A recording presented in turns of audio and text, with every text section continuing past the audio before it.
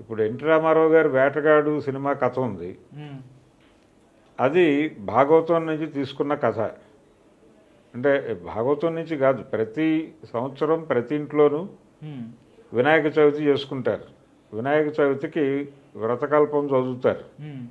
అందులో కథలు ఉంటాయి. అందులో శమంతకమణి కథ ఉంటుంది. శ్రీకృష్ణుడు తన మీద పడ్డ నీలాపనిందని ఎలా బాపుకున్నాడు అని. అదే కథ వేటగాడు, సేమ్ స్టోరీ. ఆయన వెళ్ళి నెరేట్ చేస్తే ఎన్టీఆర్కి ఇది అదే కదా అన్నాడు ఆయన. అనగానే షాక్ అయ్యాడా?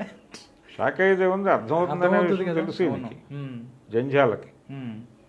అవునండి అన్నాడు ఈయన. బాగానే ఉంటుంది చేసుకోండి అన్నాడు ఆయన. ఇలా ఇది దాన్ని కాపీ అంటామా? ఇలాంటివి అనేకం పురాణాల నుంచి తీసుకొచ్చి సోషలైజ్ చేసి వాడుకోవటం అనేది జరుగుతూ ఉంది. ఇదొక ప్రాసెస్. కానీ కాపీ రైట్ అనేది ఎక్కడొస్తుంది? కాపీ హక్కు చట్టం పరిధిలోకి ఎక్కడొస్తారు వీళ్ళు? అంటే ఆ రచయిత జీవించి ఉండి, లేదు ఆ రచన చేసి 50 సంవత్సరాల లోపే పబ్లిష్ అయి ఉంటే కోర్టుకు వెడితే వీళ్ళు ఖచ్చితంగా బైండ్ ఓవర్ అవ్వాలి. ఓకే, అది దాటితే ఇబ్బంది లేదు, ఎవరైనా కాపీ చేసుకోవచ్చు. చట్టం అలా చెప్తుంది. కాబట్టి కొరటాల శివ ఒక నవలను తీసుకున్నాడు ఆయన. శ్రీమంతుడు అనే సినిమా కోసం స్వాతిలో వచ్చైనటువంటి శరత్చంద్ర అనే రైటర్ రాసినటువంటి ఒక నవల నుంచి కాపీ చేశాడు. నిజానికి ఆ కాన్సెప్ట్ పాతదే. శ్రీమంతుడు సినిమాలో ఆయన వాడిన కాన్సెప్టు ఆల్రెడీ కె విశ్వనాథ్ గారు జననీ జన్మభూమి అని ఒక సినిమా తీశాడు నందమూరి బాలకృష్ణ గారితో. అందులోనూ అదే, ఆయన అమెరికా నుంచి వెనక్కి వచ్చి పల్లెటూర్లని రిపేర్ చేసే కార్యక్రమంలో ఉంటాడు. అలాగే వాళ్ళని ధర్మం వైపు నడిపించాలి అని ఒక రాష్ట్రీయ స్వయం సేవక్ సంఘ్ లాంటి ఒక సంస్థ ప్రారంభిస్తాడు. ప్రారంభించినప్పుడు ఆ సంస్థకి ఒక గీతం ఉండాలి కాబట్టి ఒక యాంథం. ఆ యాంథం రాయటంతో సీతారామ శాస్త్రి జీవితం ప్రారంభమైంది. అది ఆయన రాసిన మొదటి పాట. సిరివెన్నెల ఆయన 3వ సినిమా. సిరివెన్నెల కంటే ముందు 3 సినిమాలు రాశాడు ఆయన. అది మొదటి పాట. ఏది? జననీ జన్మభూమిలో యాంథం సాంగ్ ఈయన పెట్టేటువంటి ఆర్ఎస్ఎస్ లాంటి సంస్థకి. ఓకే, దాదాపుగా శ్రీమంతుడికి దానికి చాలా సిమిలారిటీస్ కనిపిస్తాయి.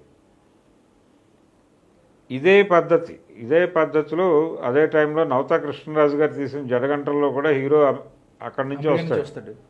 వచ్చి ఇక్కడ సంస్కృతి, ఇక్కడ కళలు, వీటన్నిటిని ఉద్ధరించే కార్యక్రమం స్వీకరిస్తాడు. ఈ స్టైల్ ఆఫ్ స్టోరీస్ చాలా వచ్చినాయి ఆ టైంలో. ఓకే, ఆ పరంపరలోనే ఒక నవల వచ్చి ఉండొచ్చు. ఒక్కొక్కసారి ఏం జరుగుతుందంటే, ఒక హిందీ సినిమా చూసి ఇన్స్పైర్ అయ్యి ఒక రైటర్ తెలుగులో నవల రాసేస్తే ఈ నవలని కొనేసి తెలుగులో సినిమా తీసినప్పుడు ఆ హిందీ నిర్మాతలు ఇది మాది అని కేసులు వేసిన సందర్భాలు కూడా ఉన్నాయి. మధుర స్వప్నం అని ఆంధ్రజ్యోతిలో వచ్చైనటువంటి ఒక సీరియల్ని కృష్ణరాజు కొనుక్కుని, ఎద్దనపూడి సులోచనారాణి గారి రచన, దాన్ని అదే టైటిల్తో సినిమా తీశాడు. తెరే మేరే సప్నే అనే హిందీ సినిమా నుంచి ఆవిడ ఇన్స్పైర్ అయి ఆ సీరియల్ రాశారు.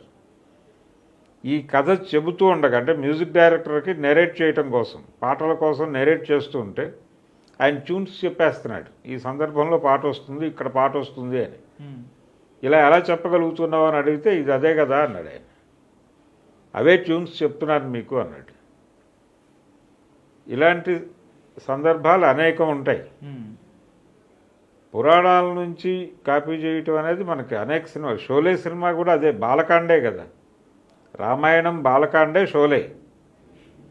రాక్షసులు అడవుల్లో మునులు తపస్సు చేసుకుంటుంటే ఇబ్బంది పెడుతున్నారు, రాక్షస సంహారం చేయటానికి నీ కొడుకులిద్దరిని నాతో పంపించు అని విశ్వామిత్రుడు వచ్చి దశరథుడిని అడుగుతాడు.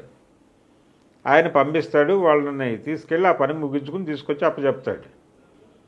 ఇదే కదా, చంబల్ వ్యాలీ దొంగలు వచ్చి మా వాళ్ళని దోచుకుంటున్నారు, నాకు మీరు ఫలానా జైల్లో ఉన్నటువంటి 2 మనుషులను ఇవ్వండి, వాళ్ళిద్దరిని తీసుకెళ్ళి వాళ్ళ సంహారం చేసి పట్టుకొస్తానని సంజీవ్ కుమార్ గవర్నమెంట్కి ఉత్తరం పెట్టి వాళ్ళిద్దరిని తీసుకెళ్తాడు. ధర్మేంద్రని, అమితాబ్ బచ్చన్ని తీసుకెళ్ళి ఆ పని ముగించి తీసుకెళ్తాడు. సేమ్ బాలకాండే కదా అది. బాలచందర్ బ్యానర్లో మణిరత్నం చేసిన రోజా సినిమా సతీ సావిత్రే కదా. అక్కడ యమధర్మరాజు ప్లేస్లో ఇక్కడ టెర్రరిస్టులు ఉంటారు, భర్తను తీసుకెళ్తారు, ఆవిడ పోరాడి భర్తను వెనక్కి తెచ్చుకుంటుంది. ఇదే కదా. ఓకే. ఇలా కొన్ని ప్రతి సినిమాకి ఒక ఆలంబన ఉంటుంది. బాహుబలి సినిమా ఎక్కడి నుంచి కాపీ కొట్టాడో అందరూ చాలాసార్లు మాట్లాడుకున్న వ్యవహారమే. సింహ ఏంటంటే జయసింహ అనే ఎన్టీ రామారావు గారి, అంటే ఆయన బ్యానర్లో వచ్చిన 3వ సినిమా అది. ఎన్ఏటీలో వచ్చిన 3వ సినిమా. ఆ సినిమా సెన్సేషనల్ హిట్ అప్పట్లో. అదే సినిమా కథ తీసుకుని ఇప్పుడు ఎవరు చూసినా అర్థమవుతుంది అది బాహుబలి అని. యూట్యూబ్లో ఉంది అది అవైలబుల్గానే. అలాగే ఆయన చేసినటువంటి బజరంగి భాయిజాన్, అది నల్లగుర్రపు నాడ అనేటువంటి ఒక నవలను యథాతథంగా కాపీ కొట్టాడు ఆయన. దాన్ని మనం పసిపెట్టి ప్రాణం చేసేది మనోళ్ళు. అది కూడా పెట్టాడు. ఇప్పుడు అతడు అనే సినిమా ఉంది, త్రివిక్రమ్ శ్రీనివాస్ది. పార్దు ఎద్దన్పూడి సులోచన రాణి పార్దు నవలని ఇంకొక ఇంగ్లీష్ సినిమాతో కలిపి రెండు మిక్స్ చేసి చేసింది గురూజీ. ఇలా అనేక సినిమాలు ఒకే ఇంగ్లీష్ నవలని ఇద్దరు కాపీ కొట్టి 2 సినిమాలు ఒకేసారి రిలీజ్ అయ్యి కొట్టుకున్న సందర్భాలు కూడా ఉన్నాయి. అందుకని కొరటాల శివ అంటే దేవరా సినిమాని ఏమన్నా కాపీ చేస్తా అనుకోవచ్చు, అంటే అట్లాగా ఏదైనా కావచ్చు. ఇప్పుడు అది రిలీజ్ అయిన ఎంతమంది ఉన్నారు. ఇప్పుడు కొరటాల శివ ఎపిసోడ్కి వస్తే ఇది ఈ రోజున మొదలైన కథ కాదు. ఆ శ్రీమంతుడు రిలీజ్ అయినప్పుడే ఆయన కోర్టుకు వెళ్ళాడు. కోర్టు రచయితల సంఘాన్ని అడిగింది నివేదిక. వీళ్ళు నివేదిక చాలా పద్ధతిగా ఇచ్చారు, సిమిలారిటీస్ ఉన్నాయి అనే ఇచ్చారు. ఈ నివేదిక ఆధారంగానే ఇక్కడ కోర్టు జడ్జిమెంట్ వచ్చింది. దీని మీద అప్పీల్కి వెళ్ళాడు ఆయన. ఈ అప్పీల్లో పైకోర్టు కింది కోర్టు నిర్ణయాన్ని ఆమోదిస్తూ ఈ పిటిషన్ని తోసిపుచ్చింది. అది జరిగింది. కాబట్టి ఇతను యాక్సెప్ట్ చేసి తీరాలి. అంచెనిష్ఠూరం కంటే ఆదినిష్ఠూరం బెటర్ అని, చివరిలో తిట్టించుకోవడం కంటే మొదటే తిట్టించుకోవడం మంచిది. కాబట్టి ఆ రోజునే కొరటాల శివ అతన్ని పిలిచి, ఇక్కడ కింది కోర్టులో జడ్జిమెంట్ వచ్చిన రోజే పిలిచి సారీ చెప్పేసి అతనికి ఇవ్వాల్సిన పారితోషికం ఇచ్చున్నా బాగానే ఉండేది. లేదు అసలు కథ అంటే స్టోరీ డిపార్ట్మెంట్లో హాలీవుడ్లో దాదాపు 60-70 మంది పేర్లు ఉంటాయి, ఎవరి కంట్రిబ్యూషన్ ఏమిటి అని. అట్లా అతన్ని అక్నాలెడ్జ్ చేసినా బాగుండేది. ఆ రోజునే ఆయన ఎప్పుడైతే క్లెయిమ్ చేశాడో ఆ రోజునే పిలిచి గౌరవప్రదంగా సెటిల్ చేసుకుంటే అయిపోయేది. అది ఒక టైటిల్ కార్డు ఇచ్చి, ఇప్పుడు ఆ అనే సినిమా ఉంది, అది మీనా నవలనే తీశాడు ఆయన. మొదట చెప్పలేదు, జనాలు అడిగిన తర్వాత చెప్పాడు. జనాలు అడిగిన తర్వాత నిజమే అన్నాడు. మీనా నుంచి తీసుకున్నాను నేను. టైటిల్స్లో కూడా ఒక కార్డు యాడ్ చేశారు, ఎద్దనపూడి సులోచన రాణి కోసం ఆ నవల నుంచి ప్రేరణ పొంది అని. అదే చేయాలి, అది గౌరవప్రదంగా ఉంటుంది కదా. ఓకే.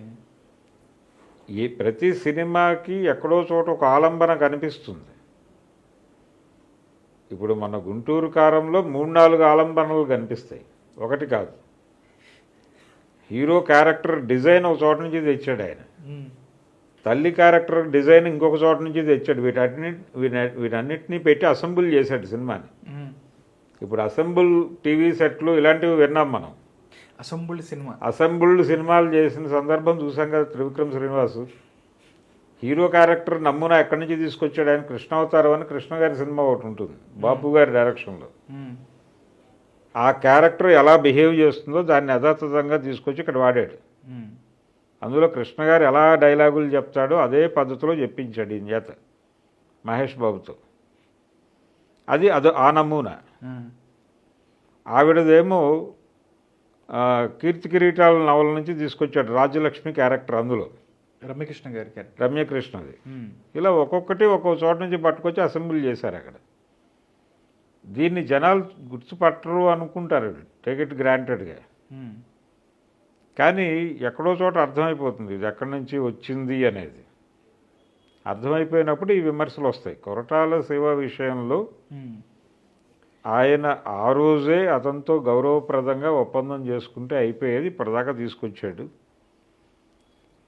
సినిమా పాటలు కూడా మనకు అర్థమవుతుంది. సినిమా పాటల్లో కూడా ఇలాంటి కాపీలు చాలా కనిపిస్తాయి. ఇప్పుడు కెమెరామెన్ గంగతో రాంబాబు అని ఒక సినిమా ఉంది పవన్ కళ్యాణ్ది. దాంట్లో మణిశర్మ మ్యూజిక్ డైరెక్టర్, నీ నగుమోమే ఎక్స్ట్రాడినరీ అని ఒక పాట ఉంటుంది. అది యాజ్ ఇట్ ఈజ్గా లవకుశలో ఘంటసాల గారి ట్యూన్.